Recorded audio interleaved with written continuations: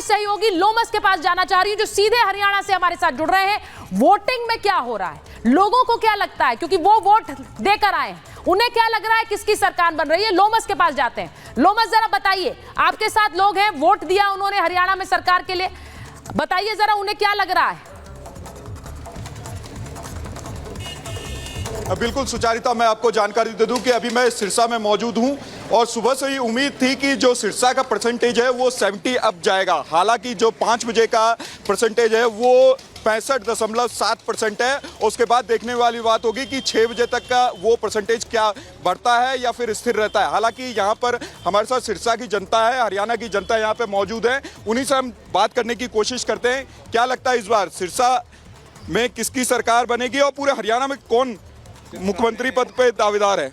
सिरसा में कांग्रेस की सरकार है और हमारे सिरसा में गोकुल सेतिया जी पूर्ण बहुमत से जीतेंगे और हुड्डा साहब की सरकार बनेगी। क्या लगता है आपको, सिरसा की बात करें, पूरे हरियाणा की बात करें, क्या लगता है आपको? कांग्रेस ही आएगी, पूरा हरियाणा में कांग्रेस आएगी और सिरसा में गोकुल सेतिया जी जीतेंगे। क्या लगता है आपको?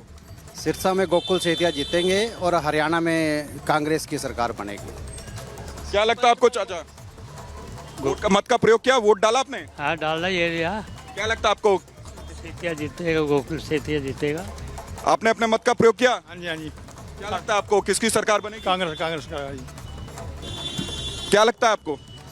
ऐसा है सर, बड़े टाइम से हमारे सिरसा की जनता विकास के लिए, खासकर हमारी जो भी दिक्कतें थी, ज़रूरतें थी, उसको मद्देनज़र रखते हुए हमारा जितना सिरसा जिला का वोट है वो आप आने वाले 8 तारीख को आप देखेंगे कि सारे का सारा कांग्रेस पार्टी और गोकुल सेतिया जी को जाएगा। और ये जो इलेक्शन हुआ है पिछले 10 साल में, ये सिर्फ विकास के ऊपर ही आज आप जितना यहाँ देख रहे हैं जोश, ये सिर्फ इसीलिए था क्योंकि कांग्रेस पार्टी ने बड़े ही जुझारू और एक एजुकेटेड पर्सन को ये टिकट दी है। तो ये इलेक्शन और हरियाणा पूरा इस बार कांग्रेस ही यहाँ पर लीड करेगी और आने वाले 8 तारीख को इसकी घोषणा भी कांग्रेस पार्टी दिख रहे हैं। लोग कह रहे हैं कांग्रेस के पास के खाते में हमारा वोट है।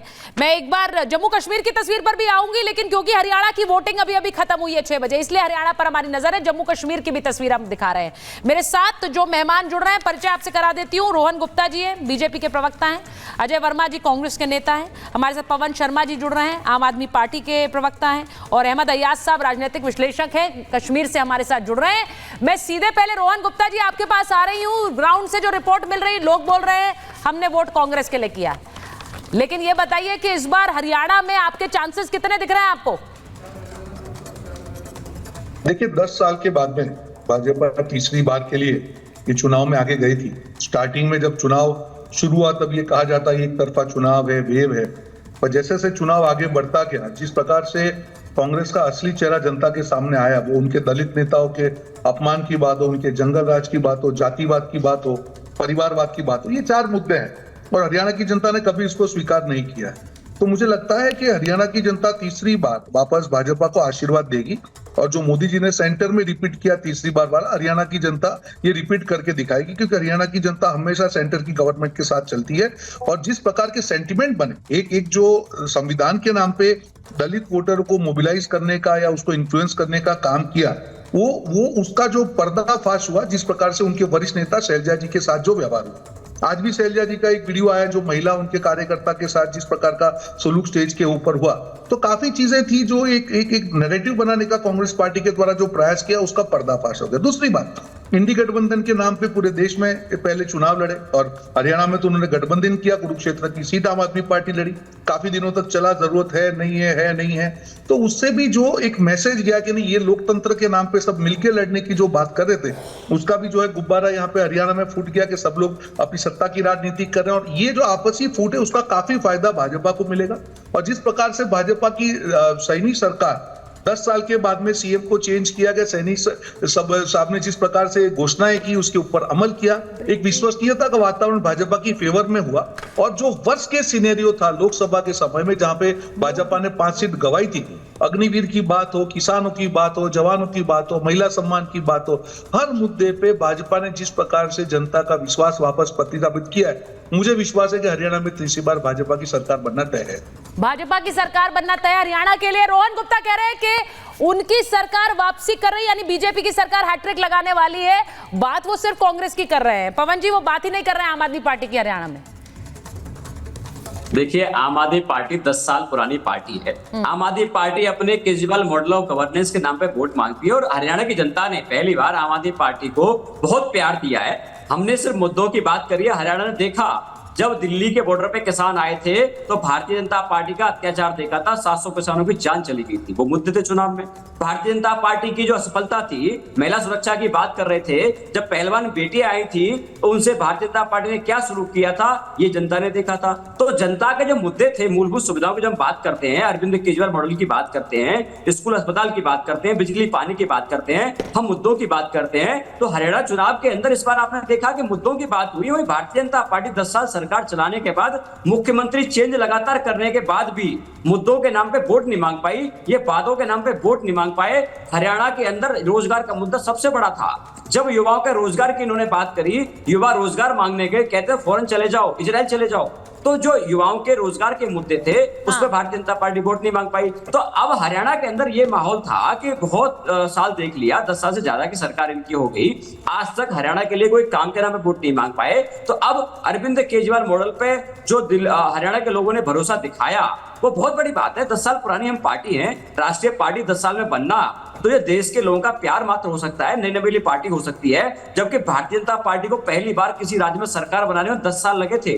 जनसंघ के लंबे संघर्ष के बाद जब भारतीय जनता पार्टी बनी, 10 साल लगे। तो 10 साल के अंदर आम आदमी पार्टी 2 राज्यों में सरकार बन जाना, अपने मॉडल के बेस पे राष्ट्रीय पार्टी बन जाना, ये बहुत बड़ी बात है। जनता का प्यार साथ जो हमको लगातार मिला है, हरियाणा के अंदर बहुत बड़ा आशीर्वाद आम आदमी पार्टी को, अरविंद केजरीवाल जी को, उनके लोगों ने दिया है। इसका मतलब है कि अरविंद केजरीवाल जी के हाथ में हरियाणा की चाबी देना चाहते हैं कि ताकि हरियाणा में भी दिल्ली की तरह बिजली चेतन काजल को लीजिए, पंजाब की तरह।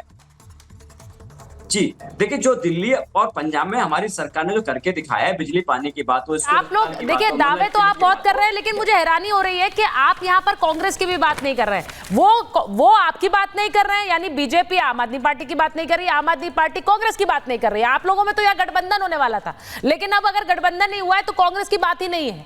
कांग्रेस कितनी सीटें निकाल लेगी? अजय वर्मा जी, आपसे पूछ लेती हूँ, कांग्रेस कितनी सीटें निकाल रही है हरियाणा में? देखिए सुचेता जी, ये जो नवरात्रा तीसरा चल रहा है, मैं बधाई देना चाहता हूँ देशवासियों को, और खास करके हरियाणा के 3 करोड़ से ज़्यादा जो आबादी है और 2 करोड़ से ज़्यादा जो वोटर है उनको, कि मैं उनको एडवांस में धन्यवाद देना चाहता हूँ कि उन लोगों ने कांग्रेस को समर्थन दिया और कांग्रेस की सरकार वहाँ बनने जा रही है। मैं उनको एडवांस में कांग्रेस के बब्बर शेर कार्यकर्ताओं को, कांग्रेस के नेताओं को, हरियाणा के देवतुल्य वोटर को मैं एडवांस में बधाई देना चाहता हूं कि 8 तारीख को ताजपोशी होगी। ये तय हमारा हाईकमान करेगा कि कौन हमारा मुख्यमंत्री बनना है, क्या बन रहा है।